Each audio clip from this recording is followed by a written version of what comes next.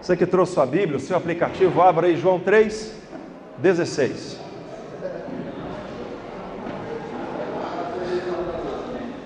João 3:16, eu quero compartilhar com vocês sobre por que Jesus Cristo veio ao mundo. Talvez muitos poderiam me dizer assim: Jesus Cristo veio ao mundo para ser um profeta, Jesus Cristo veio ao mundo para salvar a gente do pecado, Jesus Cristo veio ao mundo para salvar a gente das consequências do pecado, morte, inferno. Mas o que esse texto fala e que na verdade não está escrito nele? João 3,16 diz assim: porque Deus amou o mundo de tal maneira que deu seu Filho unigênito, para que todo que nele crê não pereça, mas tenha a vida eterna. Vamos repetir juntos? Porque Deus amou o mundo de tal maneira que deu seu Filho unigênito, para que todo que nele crê não pereça, mas tenha a vida eterna. Esse versículo nós voltamos 2000 anos atrás e passamos a contemplar a vida do Senhor Jesus Cristo em um mundo que era dominado por Roma, em um mundo que era massacrado por um sistema religioso, judaísmo, massacrado por um sistema governamental, Roma, massacrado por altas taxas de impostos, que não permitiam que as pessoas prosperassem, em um mundo em que as pessoas criam em Deus e buscavam a Deus muito mais por medo da religião do que por convicção daquilo que Deus poderia fazer por eles. Em um mundo em que as pessoas pagavam impostos não porque viam o resultado dos seus impostos sendo aplicado no contexto social, mas pagavam impostos porque senão eram presos. Mais ou menos do jeito que funciona no Brasil. E aí Jesus Cristo vem ao mundo nessa época, em uma época assolada por um sistema governamental opressor, Roma, em uma época em que predominava um sistema religioso opressor, judaísmo. E Jesus Cristo vem com uma missão. Qual é essa missão? Eu quero dividir ela em 3 partes desse versículo. Primeira parte do versículo diz: porque Deus fez o que com o mundo? Deus o quê? Amou. Deus amou o mundo. Diga: Deus me amou. Deus me amou. Nós vivemos numa época de crise sobre o amor. Uma época em que as pessoas, elas têm dificuldade em demonstrar amor. Numa época em que as pessoas, elas são egocêntricas. E onde o amor está se esfriando nos relacionamentos. Nós estamos vivendo em uma época em que Jesus Cristo disse que no fim dos tempos, isso seria um sinal da sua volta. Ele diz: o amor se esfriará de quase todos. Nós vivemos em uma época de crise do amor no que diz respeito ao amor dentro da família. E se nós não conseguimos vivenciar o amor dentro da família, isso parte para a igreja. E se a igreja, a família é composta por pessoas que não conseguem demonstrar ou se amar, e se a igreja é composta por pessoas que não se amam, o resultado disso vai ser uma sociedade em si mesmada, onde as pessoas não se amam, estão pouco se lixando umas para as outras. Quando Deus toma forma humana e vem ao mundo, através de Jesus Cristo, Ele vem mostrar para as pessoas que Ele ama o mundo de uma forma que a religião não conseguia ensinar. Porque a religião dizia assim: você tem que se sacrificar para você ir até Deus. A religião dizia que você tinha que ir até Jerusalém uma vez por ano, levando um animal de acordo com o tamanho da sua família para ser sacrificado. E só assim você se veria livre do seu pecado. Era uma religião que oprimia as pessoas. Se você não é como eu, então você não vai ser salvo. Se você não é da minha raça, então você não pode entrar na minha igreja. Uma prova disso é a divisão entre os judeus e os samaritanos. Eu acho que eu já contei para alguns aqui uma experiência que eu passei certa vez numa determinada denominação muito grande no Brasil. Eu cheguei para participar do culto e já cheguei meio atrasado. E aí, primeiro lugarzinho que eu vi assim, eu cheguei e sentei. Eu lembro que do meu lado direito assim da porta, eu cheguei e sentei, fiquei ali ouvindo o pastor falar. E era uma igreja comprida. E aí saiu um cidadão, não sei o que ele era, lá do altar. E ele veio, eu acho que era o cara mais bravo da igreja, que à medida que ele ia passando, as pessoas olhavam assim. Acho que pensavam assim, ó, vai dar B.O. E o cara veio no corredor. E eu via ele, via o pastor, via ele, via o pastor. Aí ele chegou em mim assim, bateu no ombro e falou assim, passa para o outro lado, que esse lado aqui é só de mulher. Quando eu olhei, tinha umas 300 mulheres na minha frente. Eu fiquei com tanta vergonha, que eu fui embora. Sentei do lado das mulheres. Não pode, o homem não pode sentar ali, ele é só ao lado das mulheres. Não, aqui só pode entrar se você vestir essa roupa. Se você vem com aquela roupa, você não pode. Não, aqui só pode entrar se você concorda com essa doutrina, com essa teologia. Se você não concorda, então você não pode, você tem que ir para outra. Eu lembro quando, aqui em Chapadão do Sul, eu recebi um monte de mensagem, bateram em mim, mas bateram igual bate em Judas, quando eu fui pregar na paróquia São Pedro Apóstolo. E aí me disseram assim, mas que tipo de pastor é esse que vai pregar na igreja católica? Eu falei, o pastor Alexandre Tevidor, é ele. Fui pregar na paróquia São Pedro Apóstolo. Padre Maurílio me convidou, fui e preguei. E foi uma bênção, falei sobre família. Por que eu não posso entrar ali? Porque eles são diferentes de mim? Não. Simplesmente na cabeça de uns, porque eles não são da minha denominação. Se não são da minha denominação, então não podemos conviver. Essa era a religiosidade da época, que Jesus Cristo vem e mostra o amor de Deus. Talvez você tenha vivido o amor. Quantos aqui se sentiram mal amados, lá na sua família, na sua infância? Quantos aqui olham para trás e acham que deveriam ter sido mais amados pelo pai, mais amados pela mãe? Quantos, talvez, que estejam aqui, foram rejeitados pelos pais e foi criado pela avó, ou foi adotado, e aí hoje, sabendo que é uma criança adotada, olha para trás e se sente mal amado pela mãe que o pariu? Hoje nós vivemos a crise da nossa identidade amorosa. Às vezes nós vivemos crise dentro do casamento porque nós temos essa crise na nossa essência. Nós deixamos de viver esse amor lá atrás e nós transmitimos isso para as pessoas. Esses dias eu falei na rádio sobre o amor no casamento.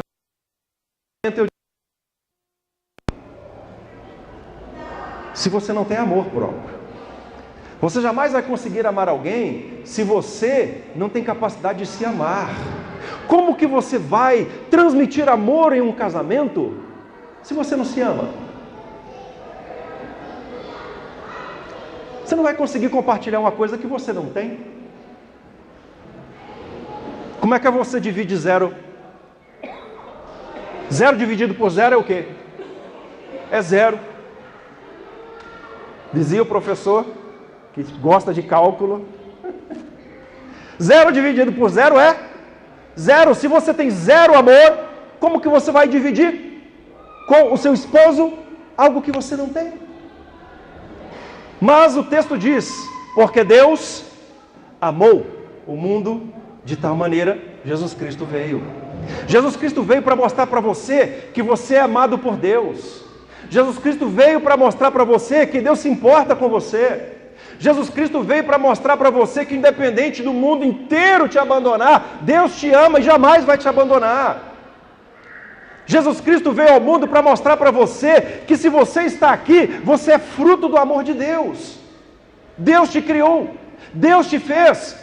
E Ele te fez porque te ama. Eu gosto muito dessa visão metafísica, metafísica do amor de Deus. Que a gente pensa assim, né, Pri? Ah, Deus me ama. Por quê? Não, porque eu fui para a igreja. Ah, Deus me ama. Por quê? Porque eu sou uma pessoa que trabalho na igreja. Deus me ama. Por quê? Porque eu leio a Bíblia. Porque eu sou uma pessoa de oração. Eu faço bem. Porque eu ajudo as pessoas. Não. Está tudo errado. A sua existência é a máxima prova do amor de Deus. Deus te amou antes de você vir ao mundo. Por isso Ele te fez. Consegue entender? Antes da sua história ser criada, antes de você vir ao mundo, Deus pensou assim, não, eu amo, então eu vou fazer essa pessoa, vou levar ao mundo e vou enviar meu Filho Jesus Cristo para morrer na cruz para o salvar. Eu vou demonstrar o meu amor por Ele. Isso é o amor de Deus. O amor de Deus, ele é antes da nossa reação. A gente não, a gente ama as pessoas que a gente se identifica com ela.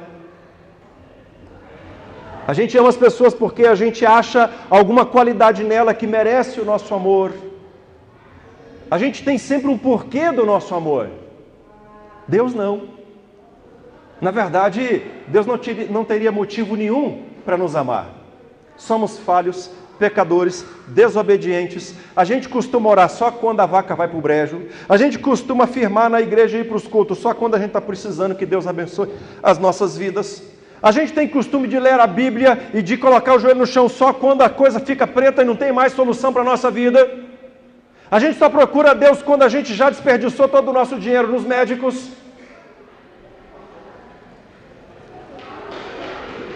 Se Deus fosse agir assim com a gente, Ele já teria fulminado a terra inteira, com todo mundo que mora ali. Porque o que nós merecemos de Deus? Absolutamente nada, porque tudo que nós fazemos é contra aquilo que Deus nos ensina que devemos fazer. Mas Ele nos ama mesmo assim. Mas Ele se importa conosco. E a demonstração de amor de Deus não é uma demonstração apenas em palavras. Porque dizer que ama é uma coisa. Viver como quem ama é diferente.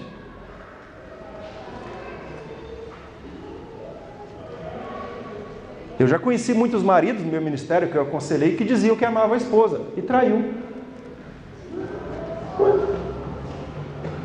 Um deles eu falei, ele chorando na minha frente falou, pastor, mas eu amo a minha esposa. Eu falei, eu acredito que você a ama, mas não acredito que você a respeita. Como que uma pessoa, o marido diz que ama a esposa e trai? Como que a esposa diz que ama o marido e trai? Falar que ama não é suficiente. O amor ele deve ser vivenciado. Lembra que eu tenho falado aqui sobre a essência do cristianismo? Dizer que é cristão, vai para a cadeia, você vai encontrar um monte lá. Tudo cristão, tem Bíblia, tem tudo. Pergunta por que ele está ali. Anda na cidade aqui, procura os cristãos, você vai encontrar um monte de cristão. Que está se lixando para o pai, se lixando para a mãe, que está se lixando para o vizinho, que está se lixando para o outro que está passando na rua. Se importa apenas consigo. Não estende a mão. E a Bíblia diz assim, se nós não amarmos o nosso próximo a quem vemos, como vamos amar a Deus a quem não vemos? Quando Jesus Cristo vem ao mundo, Ele vem para te mostrar, para me mostrar, para nos mostrar que Deus nos ama. E esse amor tira Deus, abre aspas, da inércia. Ele sai de onde Ele está e vem ao mundo como prova do seu amor, morrer na cruz para nos salvar. O versículo diz assim também, deu seu Filho unigênito, para que todo que nele crê não pereça, mas tenha vida eterna. Quando Cristo vem ao mundo,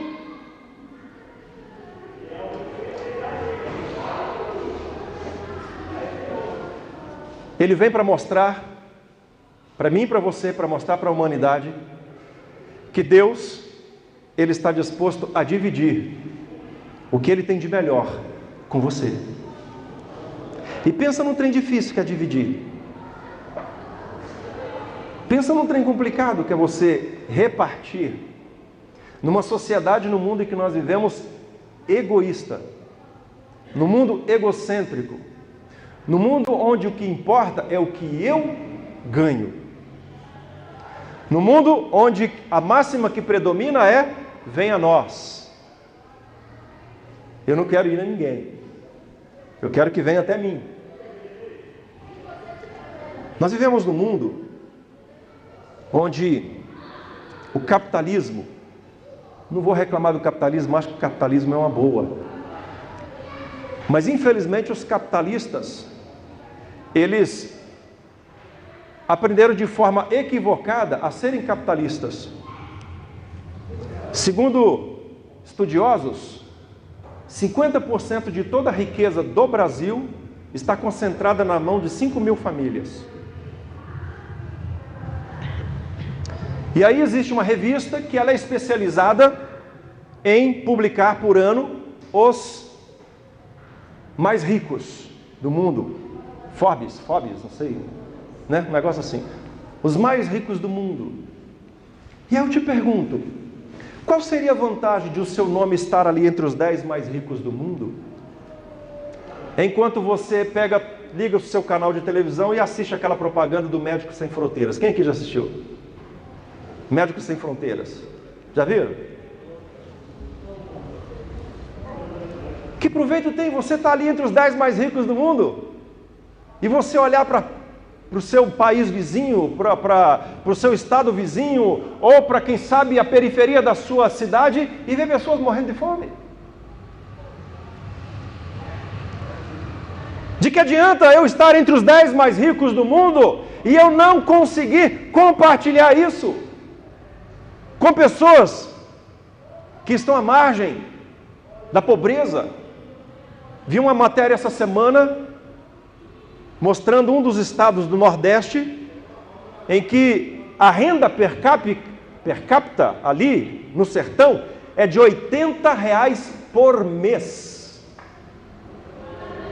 E aí a senhora que é dona de casa pergunta: o que você faz com R$80 por mês? Por mês. Muitos que estão aqui vão sair agora para comer e vai gastar isso aí agora, na janta de hoje à noite. De que adianta você olhar para essa criança chorando de fome e você não tem o que dar de comida? Aí você pega uma revista da Forbes e mostra os 10 mais ricos do mundo.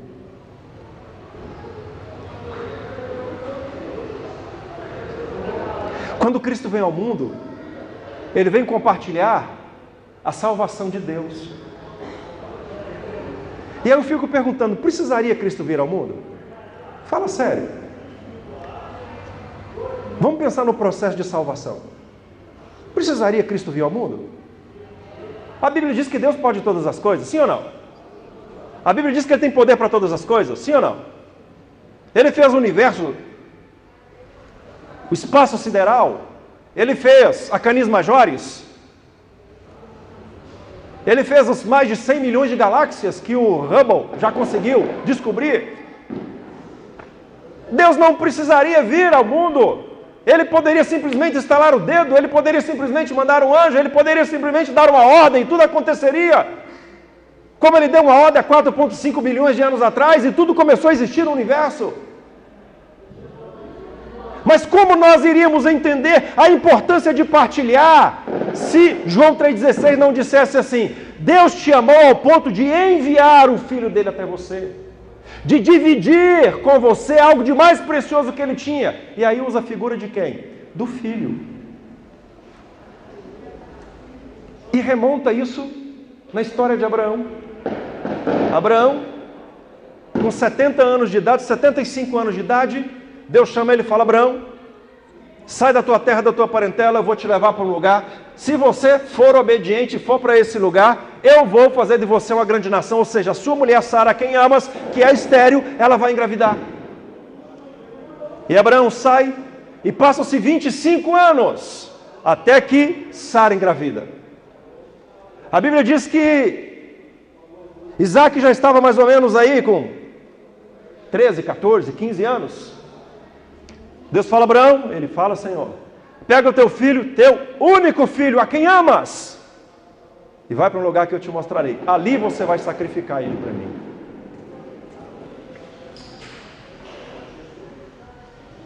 E Abraão vai. Sim ou não? Pega teu filho, Carlinhos, uma das suas meninas. Anda 3 dias. Você vai matar ela, você iria? Seja honesto com você mesmo. Não tenta ser espiritual, não. Você iria? Você iria? Sua netinha, você levaria? Levaria esse menino? Claro que não! Mas Abraão foi. Mas ele não foi porque ele iria matar o filho. Ele foi porque ele sabia que Deus ia fazer alguma coisa. E aí Deus mostra, através dessa passagem de João 3,16, que Cristo precisava vir ao mundo para mostrar que Deus quer partilhar as suas bênçãos comigo e com você. Olha para a nossa vida. Quem aqui tem certeza que vai acordar amanhã? Quem aqui tem certeza que amanhã cedo vai acordar, vai levantar, vai sair para o trabalho? Você não pode garantir isso. Não pode. Você não pode garantir que isso vai acontecer, Paulo. Você não pode garantir que isso vai acontecer. Aconteceu com meu avô. Foi ver o gado, chegou em casa, falou para dona Raimunda: Raimunda, traz uma água para mim, eu vou dar uma deitada. Deitou e morreu, antes da água chegar. Foi assim que aconteceu com o irmão Dirce. O irmão Dirce deu uma caminhada, a esposa da irmã Elvira, deu uma volta, chegou e falou: meu bem, eu não estou bem, traz uma água para mim. Ela foi buscar água, quando chegou, ele já estava morto. Você não pode garantir nada disso, você não pode garantir nada do que diz respeito à sua vida. E a essência da sua vida, quem dá é Deus. Foi Deus que te deu a vida, é Deus que te sustenta. É Deus que vai manter você, é Deus que vai abrir portas para você, é Deus que vai te fazer prosperar, é Deus que vai ampliar os seus horizontes. E é Deus, através da vinda do Senhor Jesus Cristo, que nos mostra que por amor, Ele partilha conosco o que Ele tem de mais precioso. E aí, onde que nós pecamos muitas vezes? A gente peca dizendo assim: oh Deus, eu estou tão cansado que hoje eu não vou no culto não. E Deus disse assim: 6 dias trabalharás, um dia do Senhor. No caso do cristão ocidental exceto uma igreja, o resto tudo é o domingo. E por que o domingo? Porque Jesus Cristo ressuscitou no primeiro dia da semana e por aí vai. E ali, quando nós olhamos, às vezes a vida de muitos cristãos que falam assim: ah Senhor, eu vou na igreja não, que eu estou cansado demais, minha semana foi terrível. E eu pergunto: por que foi terrível? Porque trabalhou muito. Graças a Deus, Deus deu trabalho, Deus deu saúde. Uma vez eu falei para uma pessoa, falei: pastor, vai aguentando a mão aí, porque uma hora eu chego na igreja, é que está corrido demais assim, eu não estou tendo tempo. Eu falei: tá bom, irmão, vou orar para Deus mandar uma doença na sua vida. Ele falou: como assim? Eu falei: é que você vai para o hospital. Pensa um lugar bom para você ter tempo para Deus no hospital. Você não pode comer o que você quer comer, as enfermeiras é que vai te dar o que você tem que comer. Você não vai poder sair, porque você tem que ficar ali deitado. Já pensou você na cama do hospital, tomando um sorinho na veia, uma Bíblia do lado ali, o dia inteiro para orar, a noite inteira para orar, para ler a Bíblia, para falar com Deus? Ele falou: não, você não pode fazer isso. Não duvido da minha capacidade. Claro que eu não vou orar para ninguém e ir para o hospital, né? Mas eu vou orar assim: Deus, faça o que tem que fazer para que essa vida seja, busque ao Senhor. E aí a gente fala assim: não, Deus, eu estou cansado de trabalho, então não vou na igreja, então não vou cultuar, então não vou adorar. Então, queridos, quando Cristo veio ao mundo, Ele vem para partilhar comigo e com você o melhor que Deus tinha, seu Filho. Terceira parte desse versículo: porque Deus amou o mundo de tal maneira que deu o seu Filho unigênito para que todo que nele crê não pereça, mas tenha a vida eterna. Diga: Deus tem um plano para mim. Você acredita nisso? Amém?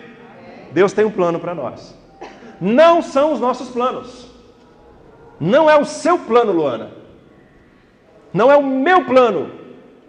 Não são os planos dos nossos pais, é o plano dele.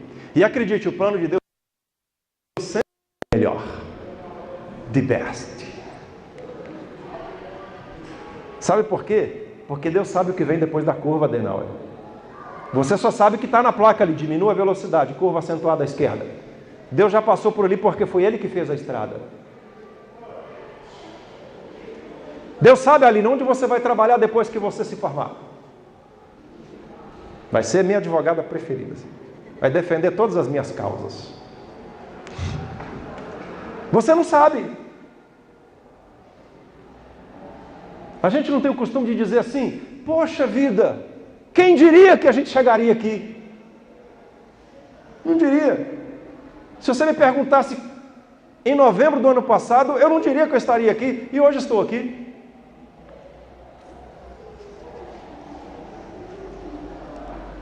Irmão Juarez quer plantar azeitona, para fazer azeite de oliva. Ele acha que vai plantar 10 mil pés, mas se Deus quer que planta 50 mil pés, vai ser 50 mil pés. Deus tem o projeto dele. E quando Deus projeta, Ele faz um projeto perfeito. Eu lembro do meu pai. Meu pai é arquiteto e naquela época não existia AutoCAD. Então naquela época se fazia o projeto na prancheta, com papel manteiga. E aí quando errava alguma coisinha, ele tinha que vir com a gilete assim, dar aquela rabiscadinha para fazer a linha de novo. Os projetos de Deus para a nossa vida, Kátia, não tem rasura. Salmo 139:16. No teu livro foram escritos, Dinarte, todos os seus dias, cada um deles escrito e determinado. Amém? Diga, determinado por Deus.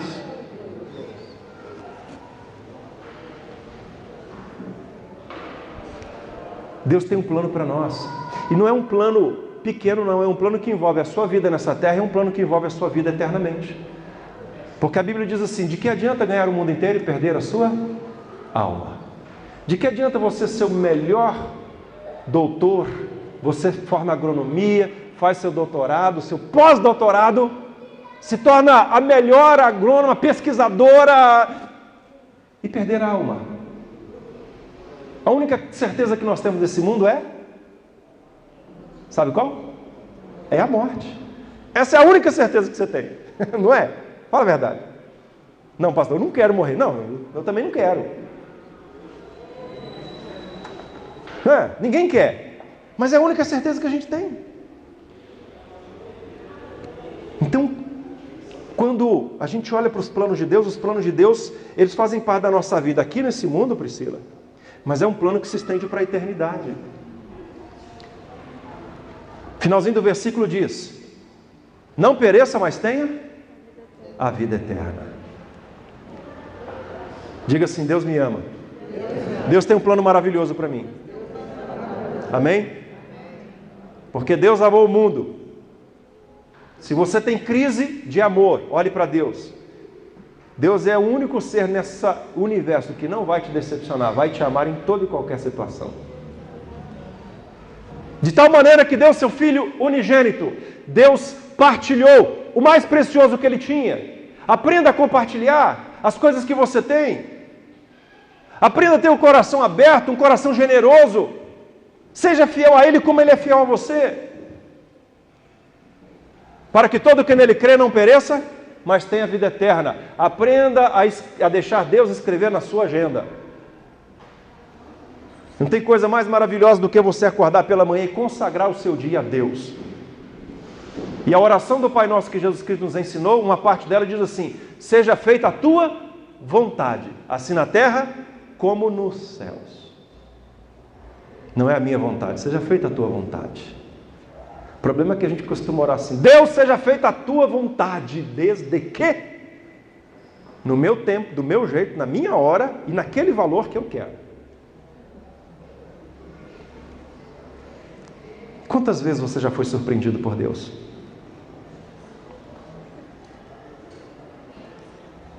Na sua vida emocional, na sua fé. Quantas vezes você já foi surpreendido por Deus nos seus investimentos, na sua carreira? Se tem uma coisa que Deus gosta de fazer, é de nos surpreender. Então deixe Deus surpreender você. Deixa Deus escrever a sua história. O plano dele é melhor para você. E ele diz isso claramente: os meus planos não são os teus planos, e os teus planos não são os meus planos. Porque Deus amou o mundo de tal maneira que deu seu Filho unigênito, para que todo que nele crê não pereça, mas tenha a vida eterna. Eu poderia passar a noite inteira falando apenas desse versículo com vocês.